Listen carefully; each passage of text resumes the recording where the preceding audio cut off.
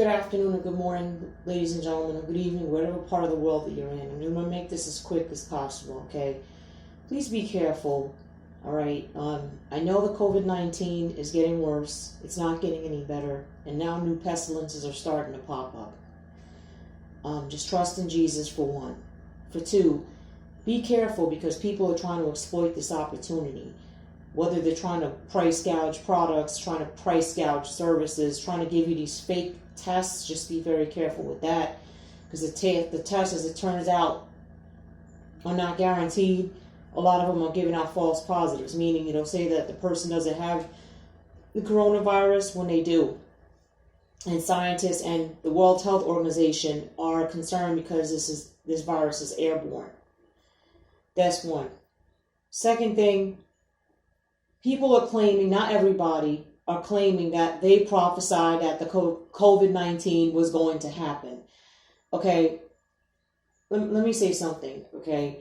Jesus prophesied from the beginning that pestilence was coming. Okay, so the only one that gets credit for prophesying anything is Jesus Christ. That's it. Okay, servants of God, you or me, if you're a Christian, and you're a newborn Christian, that's what we are. We are servants. If there's something that's about to happen, God will pass that message on to whatever servant she chooses to. It could even be a non-Christian, like an atheist, because she said in the spirit she's going to pour her, Jesus said in the spirit that he is going to pour his spirit. He said in the word, he's going to pour his spirit out on all flesh. Okay, so that means that God is going to send revelations even to those that are not Christians. It could be an atheist, it could be a Muslim, it could be a Hindu, whatever. That is why when Hindus or Muslims or even a non-Christian meaning any non-Christian gets a revelation from God, they testify to it. 9 times out of 10, that scares them. Not scares them in a bad way. The fear of God is placed in them that propels them right into Christ's arms, meaning that they end up becoming born-again Christians. Okay? So we're servants. God, whomever she chooses, she will pass on her revelation. At the end of the day, if a prophet prophesies something and it comes to pass, that prophet spoke the voice of God. According to Deuteronomy chapter 18, verse 22. That prophet spoke from God. Got a direct revelation from God. That prophet's prophecies will not have one false prophecy because Jesus is not a liar. All the prophecies will come to pass. They'll be in line. Okay? That prophet is just a messenger. That prophet does not get credit for the prophecy. The prophetess doesn't get credit for the prophecy. Jesus does. Okay? God simply uses a servant to relay a message. Okay? So you might say, well, Esmeralda, if the Lord pours out his spirit on those that are not Christians, are they prophets too? No, they're not prophets. Just because you get a dream or a revelation from God doesn't mean you are a prophet.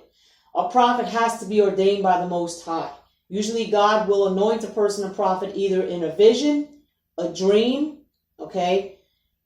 It can even be her taking your spirit out of your body, or God will use another servant to anoint an individual as a prophet. But that person that God uses has to be righteous. And it's more than likely a pastor or disciple, or it could even be another prophet, It's just letting you know, okay? A lot of these false prophets out here like to take credit themselves. Oh, I prophesied this, I prophesied that. Versus a true prophet would say, I'm bringing a message from the Lord that this and this and this and this is going to happen.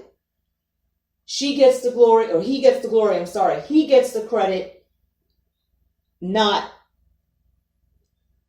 me. God gets the credit, meaning Jesus, not me.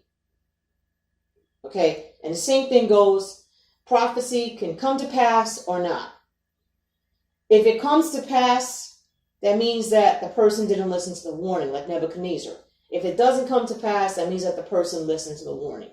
Okay, prophecies can come to pass irregardless. It could be a good prophecy, it could be a serious prophecy. I'm not saying prophecy is bad, but it could be good or it could be something very serious. Okay,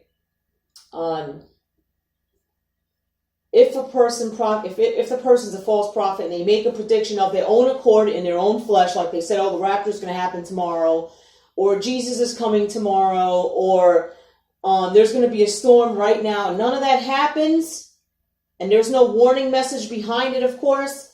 That person's a false prophet.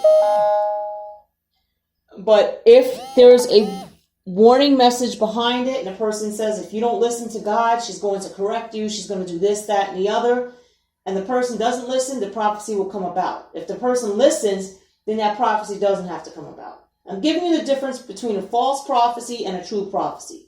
True prophecies will happen on God's appointed time, if it's meant to happen. You know what I mean? Or if it's a message or what have you, okay?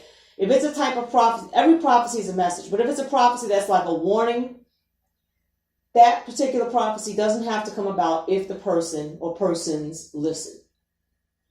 Okay? So I just wanted to throw that out there, because a lot of people are going on YouTube and in the churches saying, oh, I prophesied the COVID-19, and they're trying to make money off of it, or they're trying to gain a following off of it, which is really sick.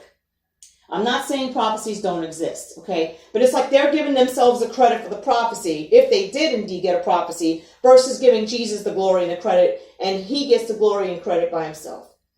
So I'm sorry if I said she or whatnot. I'm thinking about my mother at the same time, because I'm supposed to be calling her right after this video is over. I had to make arrangements to get her out of the city, because that is a hot spot down in New York. I had to arrange to get her out. And my father, because that's one of the hottest spots now, the second wave of coronavirus cases happening. So I arranged to have her stay with one of my sisters